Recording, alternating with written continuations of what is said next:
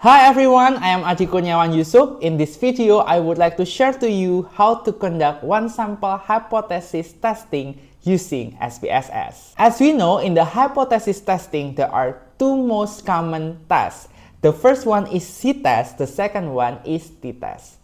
C-test is used when the number of sample is large, more than 30, and the population standard deviation is known.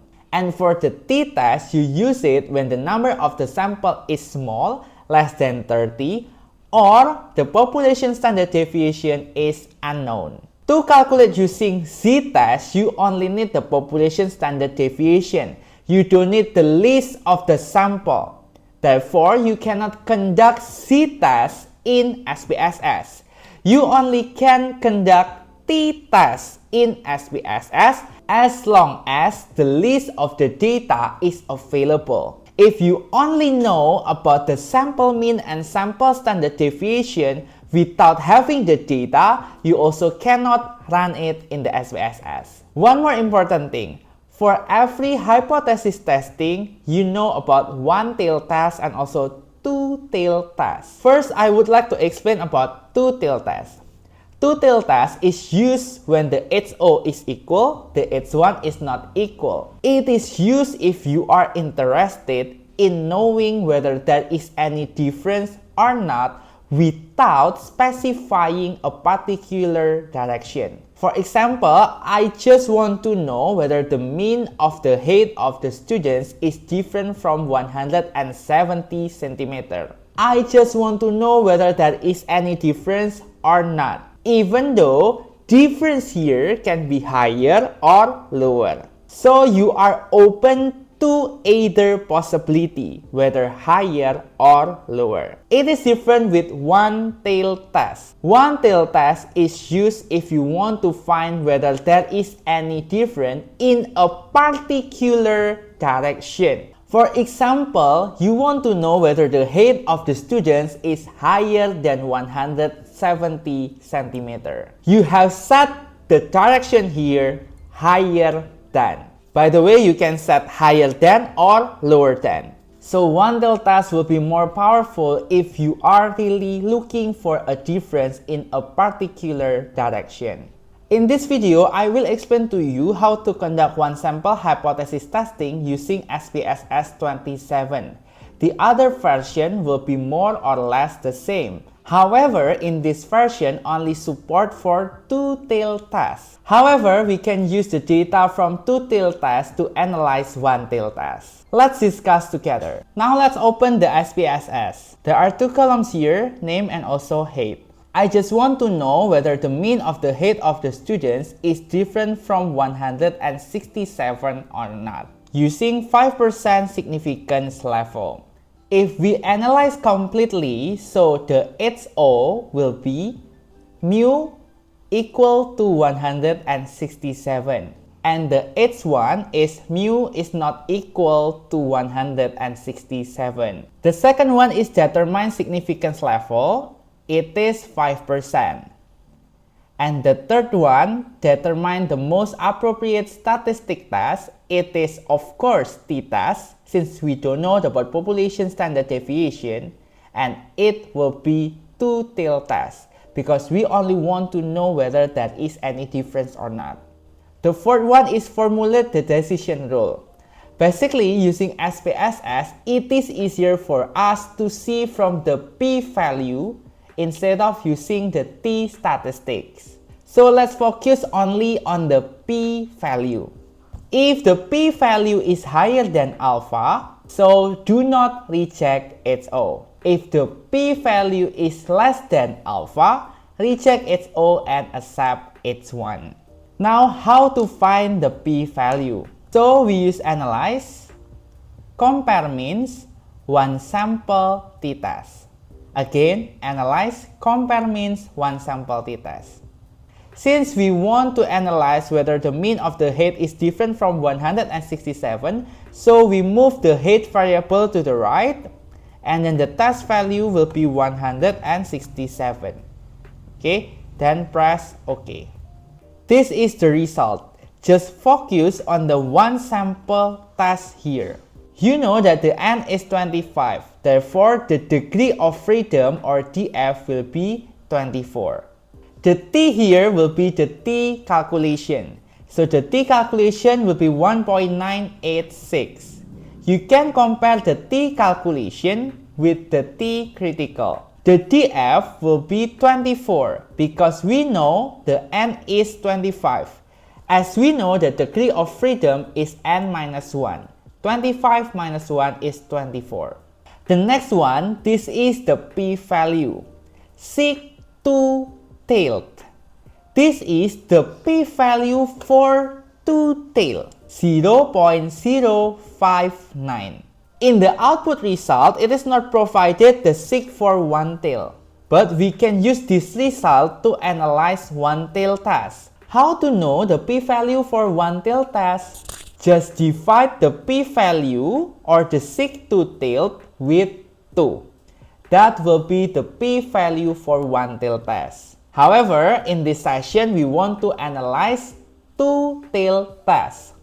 Therefore, we can see here the p-value is 0.059. The p-value here is larger than the alpha. The alpha is 0.05 or 5%. Therefore, we do not reject HO.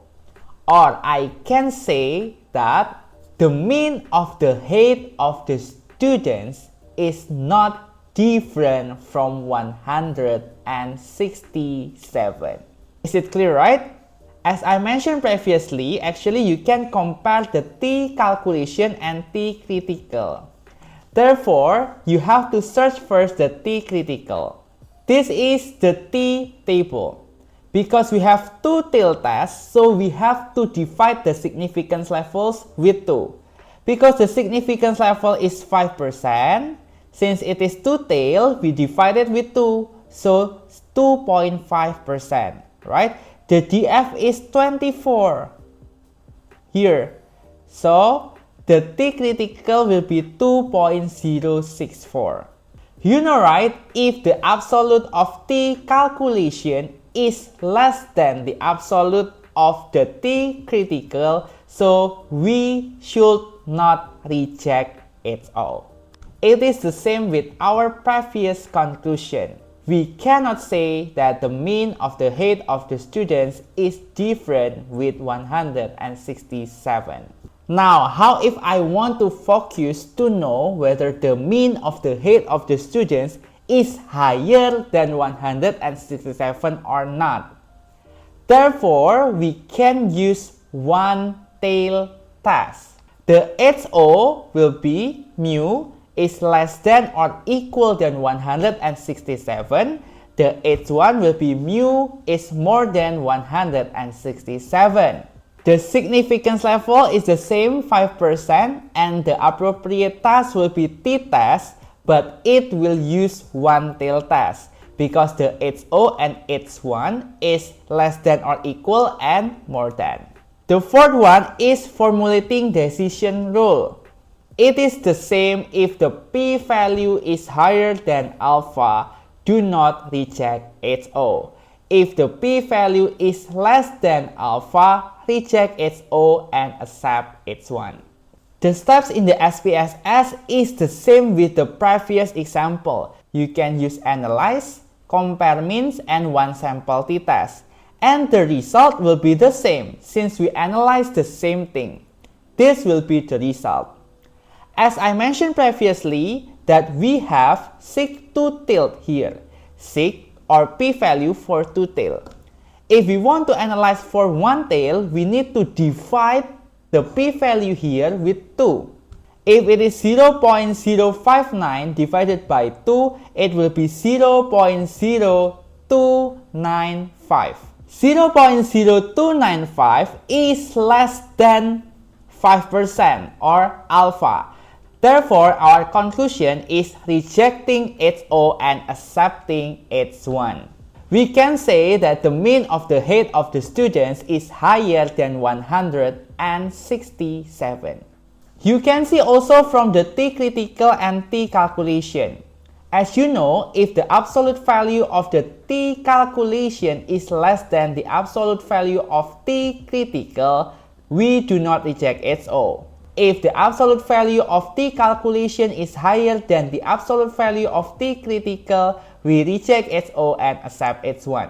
This is the t calculation. For the t critical, let's see from the table. Since it is one-tailed test, you don't need to divide the significance level by 2. So we use 5% here. And then the F24, it is 1.711.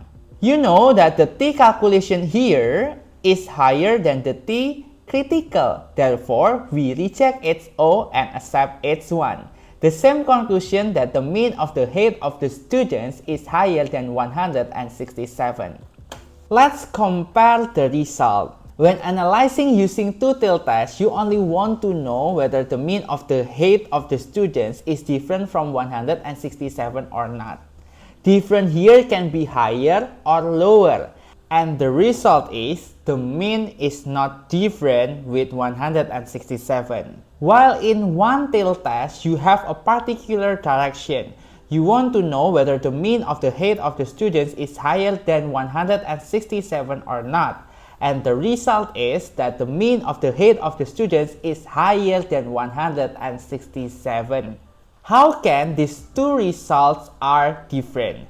In two-tail, it says that there is no difference. In one-tail, it says that the mean of the height of the students is higher than 167. It means different. It happens because two-tailed test has less power. Because you do not set the direction in the beginning, and it can be higher or lower. You are looking for the both direction. It can be higher or it can be lower. While for one-tailed hypothesis testing, it has more power since you have known the direction. In two-tailed test, you detect the difference in two ways. It can be higher or lower. But in one-tailed test, you have focused on a direction. Therefore, one-tailed test increase the power. In addition, using one-tailed test, you can avoid type 2 error. Type 2 error is the failure made by the researcher because they reject the alternate hypothesis even though actually that hypothesis is correct. Like what happened in the two-tailed test.